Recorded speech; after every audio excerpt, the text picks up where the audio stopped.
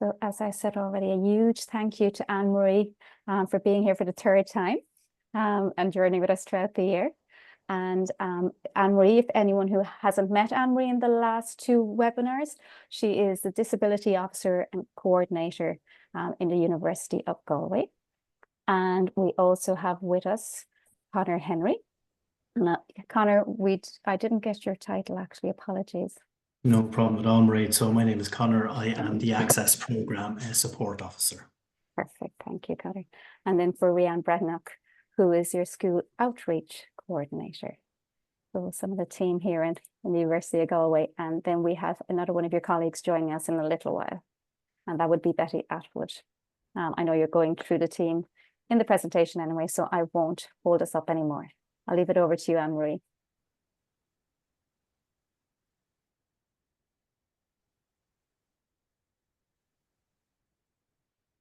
Ann Marie, can you hear us?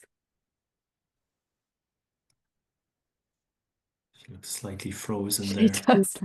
She's coming back. There you go. You're back. Now you're on mute. We're all having problems, Stephen. Can you hear me now? Yep. Okay. Sorry, I think that slide has gone. It must be the good weather. There you go. It's glitching.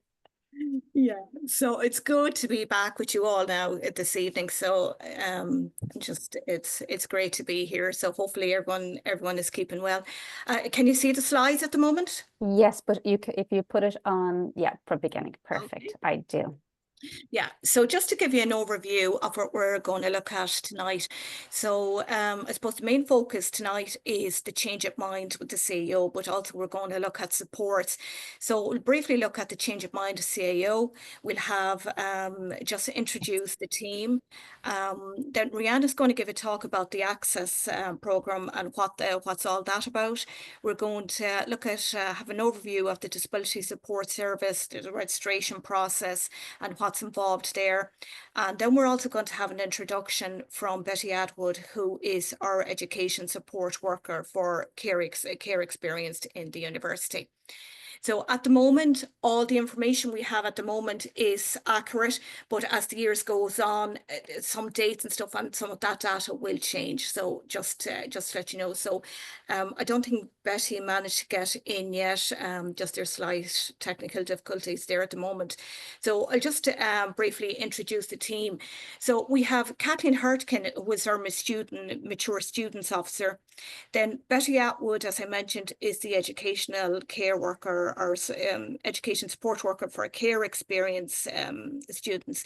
So especially anyone that has come through, has been working with TUSLA or has come through the care system, Betty would be the first point of contact there. So I'd be then I'm the Disability Outreach Coordinator in the university. We have Conor then. Conor, would you like to say something about your role? Yeah, absolutely, Ann Marie. Thanks a million. I'll keep it brief. So I suppose, the role of the Access Programme Support Officer is really just to, I suppose, support students to stay engaged and progress through the programme. So that'll be, one-to-one meetings, support around personal academic issues. We'd work closely with the teaching staff and the tutors on the programme as well, just to kind of, I suppose, address any kind of academic issues coming up. And then we do a lot of signposting as well to other services in the university, financial services, counselling service and things like that. So real kind of point of contact there for the students on the Access programmes. Thanks, Conor. So then we have Elaine Ryan, who is our Community Support Officer, and then we have Rianne, who's also on the call here with us tonight. So Rianne is our School Outreach Coordinator, so she'll be talking to you shortly about the Access programme. So actually, I'll pass you on to Rianne, who's actually going to just talk about your finding your path at the moment. So Rianne, would you like to talk about that? Hi, everyone. Yeah, so I am the School and Further Education and Training Outreach Coordinator. And I think the first thing when you're thinking about CAO and change of mind is to take into consideration that there's so many different pathways into third level education, and lots of people take different paths. Then, people always think that it's everything down to the Leaving Cert. That traditional Leaving Cert isn't the only pathway anymore, thankfully. And you just see there that there's so many different paths. So for some people, it will be that path one, the traditional Leaving Cert into university. We'll talk a bit about the access course in a while. Huge one that's become very popular, and most universities now are making more and more places available for students coming in through a PLC course, so a level 5 or a level 6. Some people will do a PLC course and find they're still not ready and do an access course as well. Some people might do Leaving Cert Applied and then look at doing a PLC or an access course coming into university that way. There's now tertiary degree programs, which are very new on the scene. And then you might decide at 23 that you're ready to come back to college, and then you're going to come in through the mature student pathway. Or maybe you'll be 23 and you feel like you're still not ready to go to university, so you might do an access course for mature students and then come into university. So many pathways, so don't stress too much at the moment. I know when you're filling in CAO and stuff, it can get stressful, but just think of the bigger picture, all these pathways that I've shown you, and hopefully that will help you be a bit less stressed. Thanks, Rianne. So I suppose the big thing is the change of mind. So most of you now who are students who will be sitting to leaving this year have already completed their CAO form, and they've completed the DARE or the HERE forms. So the thing is that maybe they, once you filled out your course choice, that at the time that it sounded great, but now you're saying, oh no, maybe I wanted to add something else, and there is a change of mind option. So on the 6th of May, the change of mind option will open from the CAO. So between the 6th of May and the 1st of July, this is free of charge. So you cannot add any restricted course at this time, but any regular course. So it depends on if you want to add level 6, 7 or level 8 course, you'll be able to do this from the 6th of May, but you cannot add any restricted course. For example, a restricted course, it could be like medicine, because you have to sit exams earlier, you have to sit HPAT exams. It could be like music or drama, because you'd have to submit a portfolio. So these are looked at as restricted courses, so you cannot add them. So just to keep that in mind, but there is an option to add everything else. So there's other key dates. If someone was late filling out their CAO application, and they ended up sending in a paper-based application after the 1st of February, then the 15th of May, that's when they will get a letter out in the post, and they'll be sent then a statement of course choices, or they'll get it on through email. So from the 15th of May, they need to watch out for that, because that will let them know what course choices they had selected at the time, and if they wish to change it, they'll be able to do that then from the 15th of May. Before the end of May, everyone who has filled out a CAO application will get a statement of their record. So all their records will be sent. So it doesn't matter what course choices they have, all that will be listed on this statement. So that will give them a chance to change it if they want to change it. Now, you might be happy with the choices that you have. You don't need to change it. You won't need to do anything with it. But just so that you know that you do have the option, if you need to change your CAO application or your course choices, there is an option there for that. So Rianne, would you like to talk about? Yeah. So just kind of, I actually am a teacher before I had this job, and I've seen lots of students going into university courses and seen some students dropping out. And I just want to talk a bit about choosing the right course and the importance of that.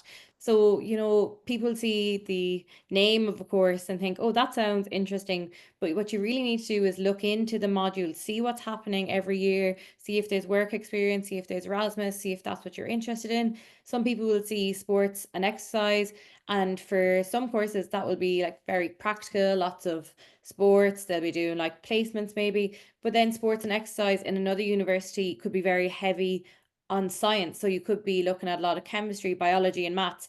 And if you're not loving that in Leaving Cert, it's probably not a good idea to go looking at something like that for your 3rd level degree, which is going to be at a higher level than what you're doing in Leaving Cert. So make sure you go onto the university's page, any university that you're looking at, and really look into the course and see if those modules interest you.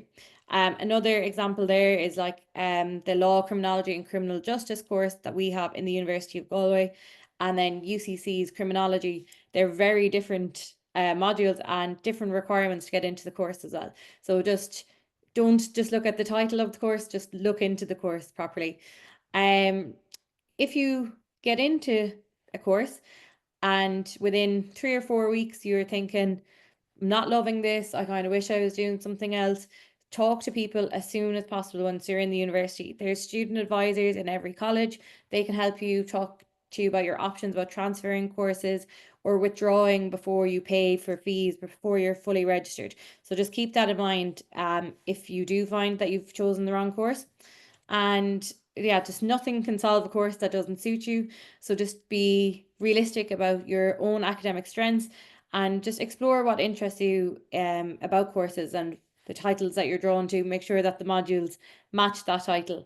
And if you're unsure, looking at doing maybe a PLC course in that area is a great way to decide if that's for you, or else doing an access course if you're eligible for an access course, to see maybe if you're sciencey enough to do a science course, or if you're thinking, actually, I'm more interested in the art side of stuff. So I think that's a good way to just think about all the different pathways and choose the right course.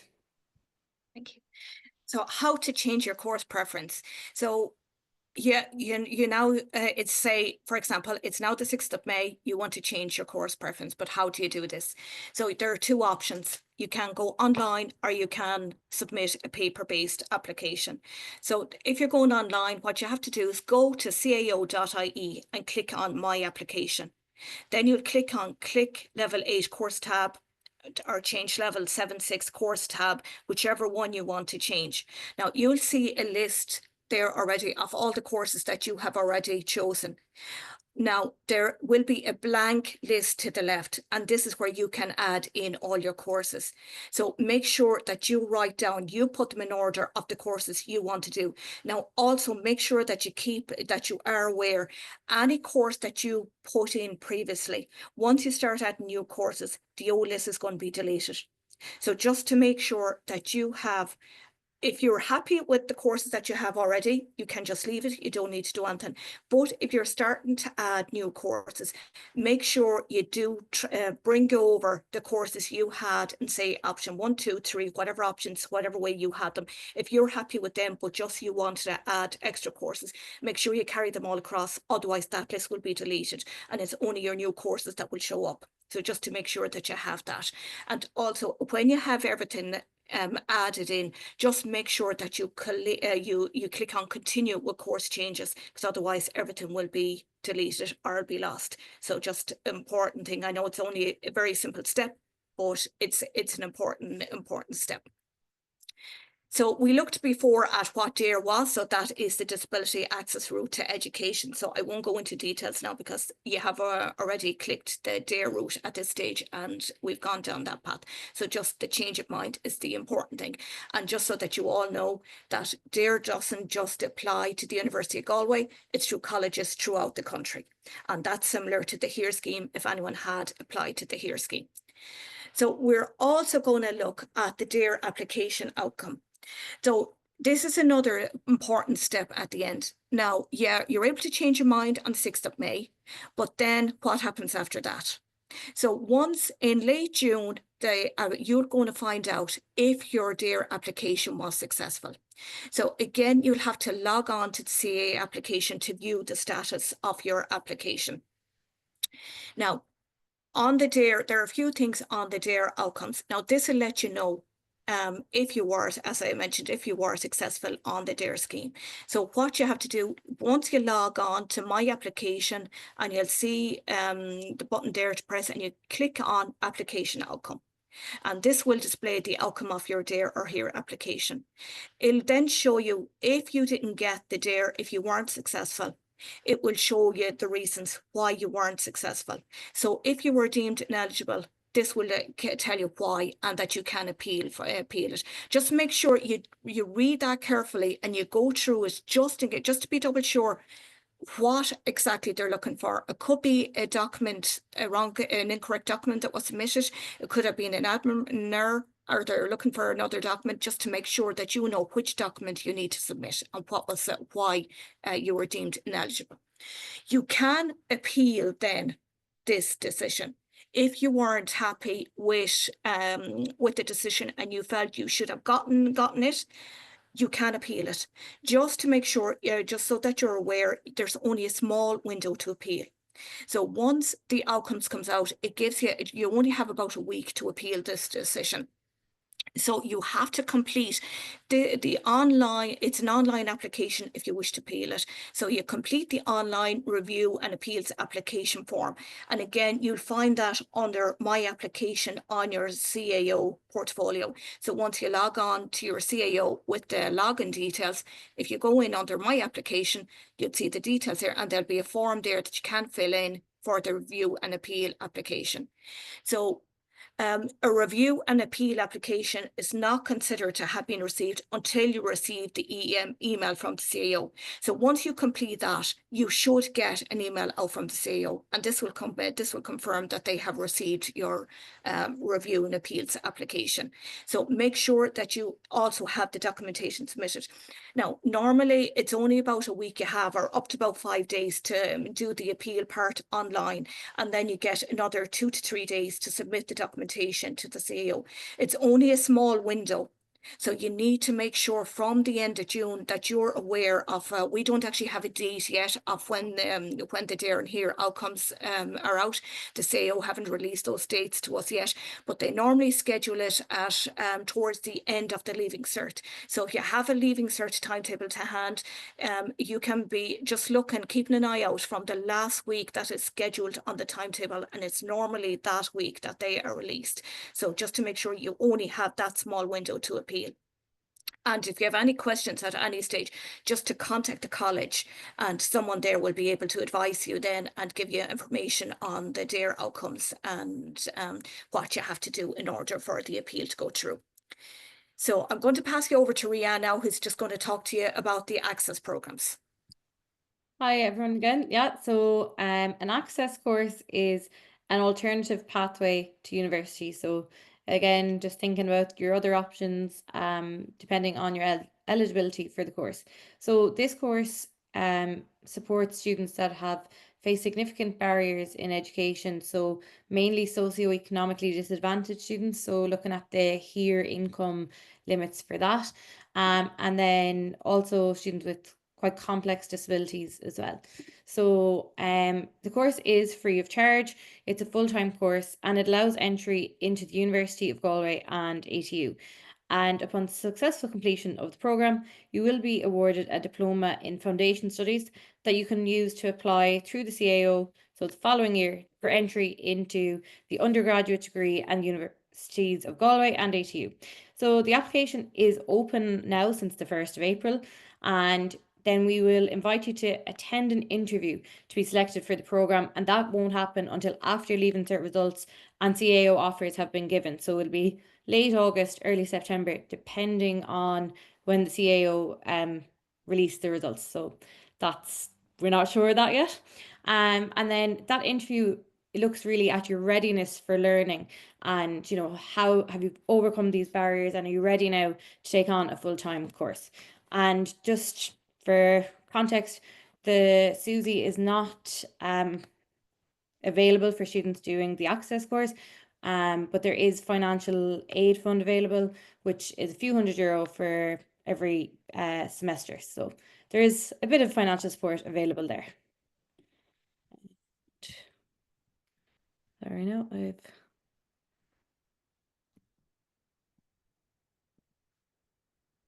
Okay. So one of the big things they look at on the program is attendance, and we look for 85% attendance and to pass all your modules. And then you'll also have exams to do, assignments and all that.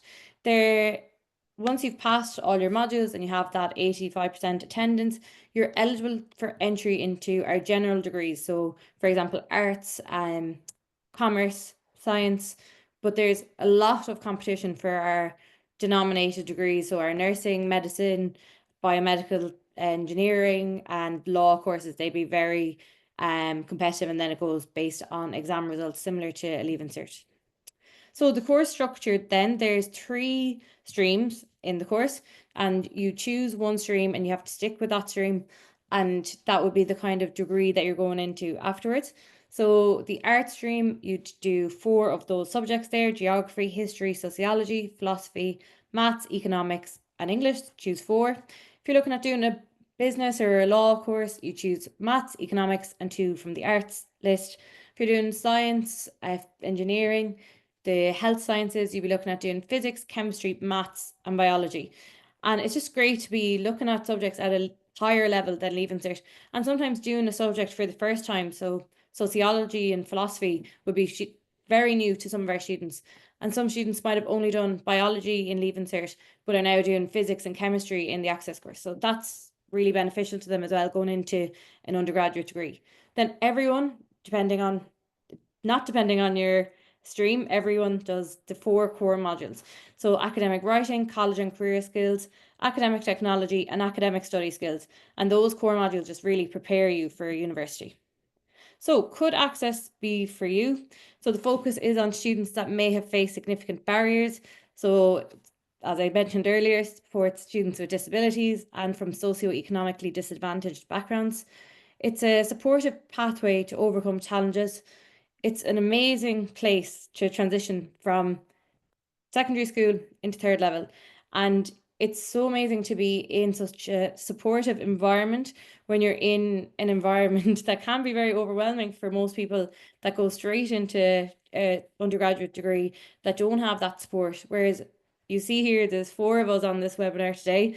You've met Connor, myself, Ann Marie, Betty, and this is only a very small portion of the amount of support that's available for the Access students. So just to know that, and once you are linked with the Access course or the Access Centre, so all those supports are available for you then, whether it's a disability support, you'd have that for your Access course, you'd have for your undergrad, you'd have for your master's. So that support goes with you the whole way through your 3rd level education. And it really prepares you academically and personally for a full-time undergraduate degree. We accept students who have done Leaving Cert Applied or Leaving Cert based on their readiness to learn. Another great thing, because I've seen it personally from past students that I would have taught, that sometimes they go into a degree program and it doesn't suit them. It's not what they were hoping for. It's not the kind of area they were interested in. They might be doing business because their friends were doing business, but actually they'd like to be doing teaching.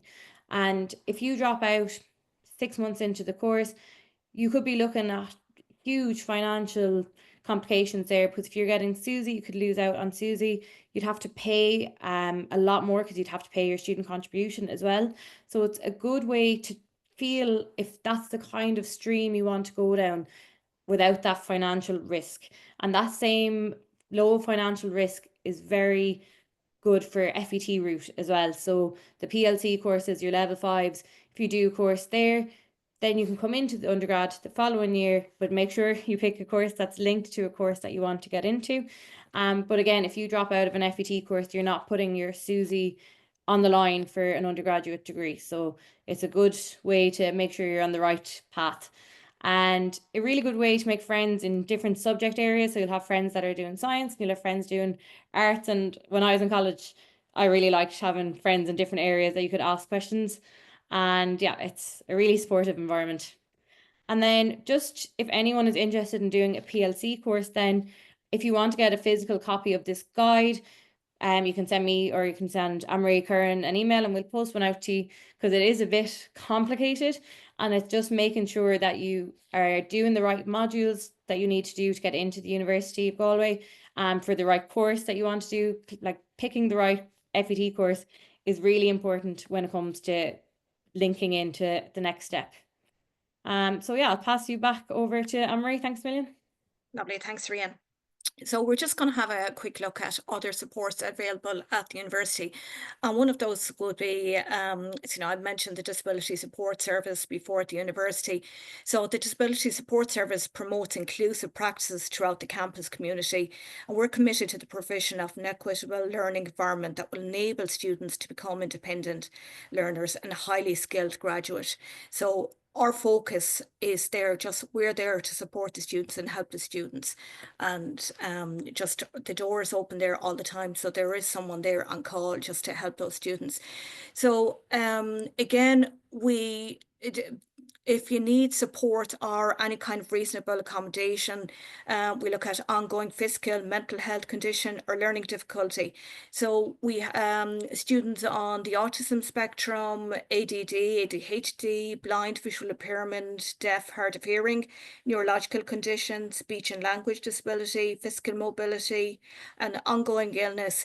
So it's under a significant ongoing illness. This where cancer students would come in under that category. Again, we have mental health condition, we have DCD, dyspraxia, dysgraphia, dyslexia. So various, once there's an ongoing illness there, we're just asking students just to make sure that they do reach out and they do come into us, and we'll support them in any way we can, or we'll make sure that we have them signposted towards the correct services.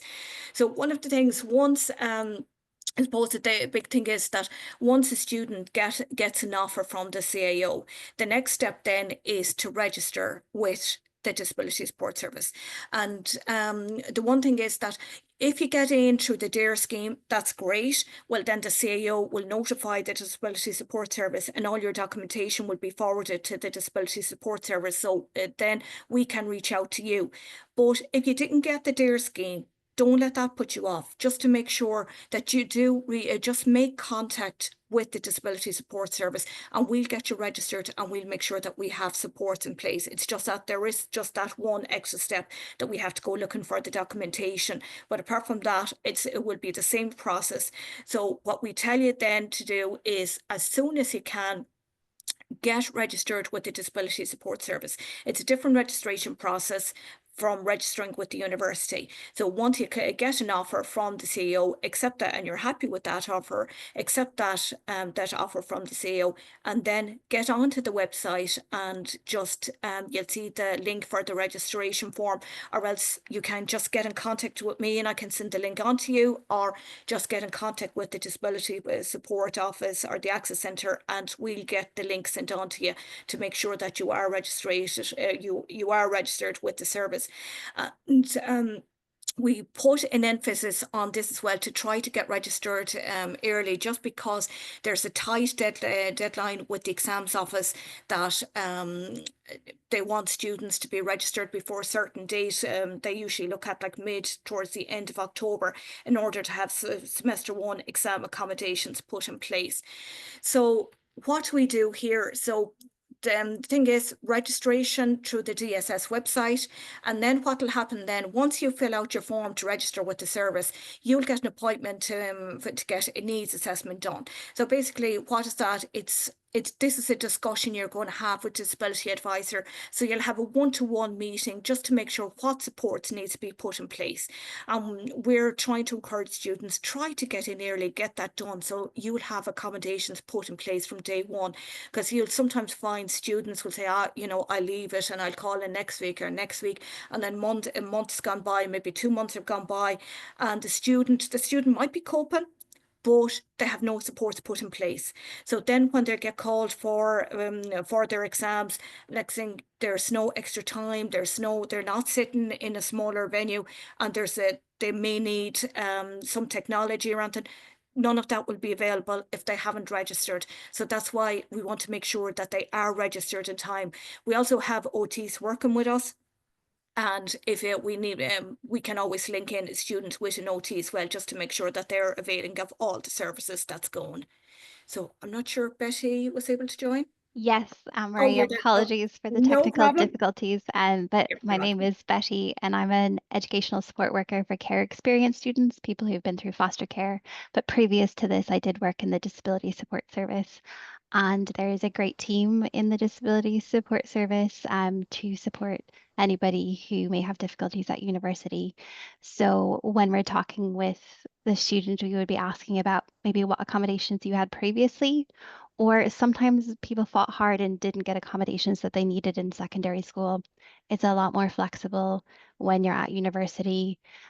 So you can kind of discuss some of the areas you're concerned about. And for exams, you could look at options like extra time.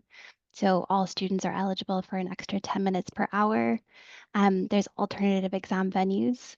So you're not in a massive exam hall with invigilators marching up and down. So some of those would be low distraction and some would just be kind of a smaller, kind of more supportive venue. Some students might use assistive technology, whether that is using like dictation software, or maybe somebody who has dyslexia, they might use software that will read the questions out loud to them so that they understand the question and don't get it kind of confused before they start writing. So lots of different options like that. So we'll provide that for them as well as make sure that they have the training on it ahead of time. Apart from exams, there's loads of different supports that a student might take advantage of. We have an assistive technology team. There's 2 ladies who work there. So they provide free of cost software and tech options for students as well as training on it. And that can be tailored to a student's needs. Some students will use Glean, which is a note-taking software that will transcribe the lecture and so they can listen back to it or they can read the transcription. Other students might use like a recorder in class or software like Grammarly or things that are helpful for dyslexia. So there's lots of different options there. There's support around placements. A student might need to make sure they have what they need when they're going out into maybe a hospital setting or into a school. There's group supports, study supports.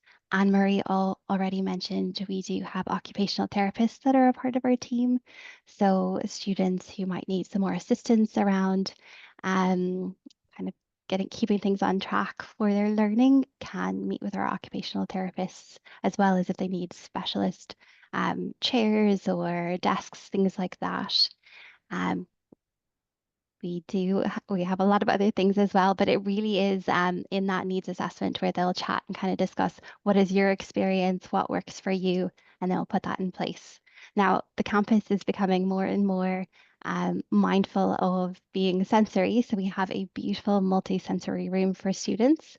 So it's a nice space that students can book into and regulate because campus can be busy and there's so much going on. So that can be booked into. And if there's any questions about that, the sensory space at universityofgalway.ie, you can throw a question our way there. And we also have another sensory space, which is located in the same building where the Access Centre is. And that's a nice little cubby sensory pod. And students can just go up there, and if it's free, you can use our code to get in there and have a little bit moment to kind of regulate if you need it as well. And there are loads of other academic skills available to students. So you might get into university and be like, oh, I don't know what a critical summary is, or how do I approach this meta-analysis? What does that even mean? So online, we kind of direct students to supports like this where they can kind of self-learn and get that guidance on whether it's communication. Like a lot of students don't know, how do I contact a lecturer? Like, is it appropriate for me to send an email to them? And how do I even address them? So from very practical advice like that to how to approach studying at university, what are the expectations around reading, writing, research. So there's loads of learning opportunities available to students, as well as student support officers based in all of the universities. So there is a plethora of support for students. So I think we all work to make sure that they know where to go for that support, because it can be, you hear it in the first week in orientation, but it's easy to kind of forget when you're in a crisis. So there's lots of different signposting to make sure students have the support that they need. And then speaking of support, so I am I'm in a newer role working with care experienced students. So any students who are adopted or came through foster care, or maybe they were raised by family members in an informal kinship care, there is kind of support pre-entry. So if students want to come for campus visits to find out about the specific financial supports for students with care experience, as well as entry routes. And then I do kind of stick with the students through their academic experience and link in with them for support throughout their time at university. So if there are any care experience students, my contact details are here, and please do get in touch. And I think Rianne is going to talk to scholarships here. Yeah. So I'm not going to go through all these scholarships in detail, but just so that people know that there are a wide range of scholarships available. When you are a registered student, a lot of you will get emails about scholarships, but you'll also get emails from the same email that might be things that are quite generic, like we've fixed the Wi-Fi in Block D, and it doesn't really apply to you. But make sure you read all these emails anyway, because sometimes they could be offering you an opportunity to maybe get a scholarship which is worth an awful lot of money. I got a scholarship when I was in college. It was a wind farm scholarship, and I was doing education, and I thought, this has nothing to do with wind farms. I'm never going to get that scholarship. And my mom made me sit down and do the application, and I was fighting her, and I said, having to get a reference there, I'm never going to get that scholarship. And she said, just ask someone to be the reference and do it.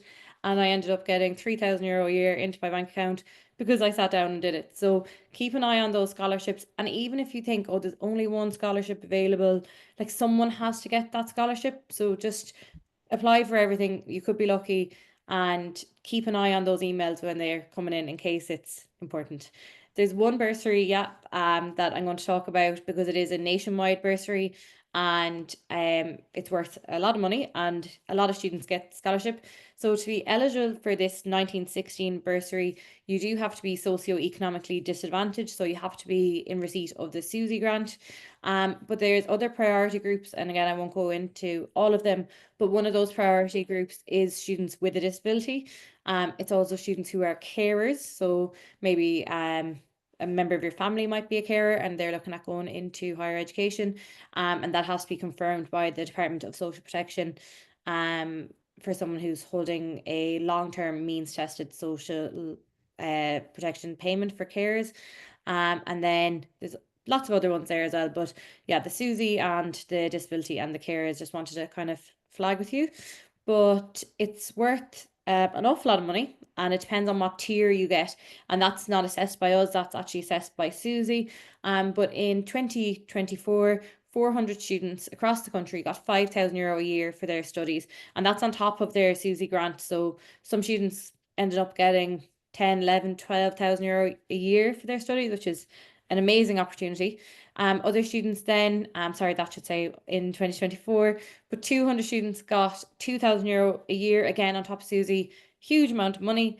And then a one-off bursary of 1,500 was paid to 840 students across the country for their first year. And that depends on how much funding is available, like the amount of bursaries we give out. But even like to get that one-off payment of 1,500, because first year I found was the most expensive year. Like you're probably having to buy pots and pans and duvets and everything to move out of home, and you think they're not that expensive because they've always just been in the cupboard, but when you actually have to go out and buy them, it all adds up. So again, really worth applying to this if you're eligible. Yeah. Okay. So that brings us to the end of our presentation. So hopefully that you found it helpful, and we're happy to take questions from anyone. Perfect. I'm just going to stop the recording now as well. So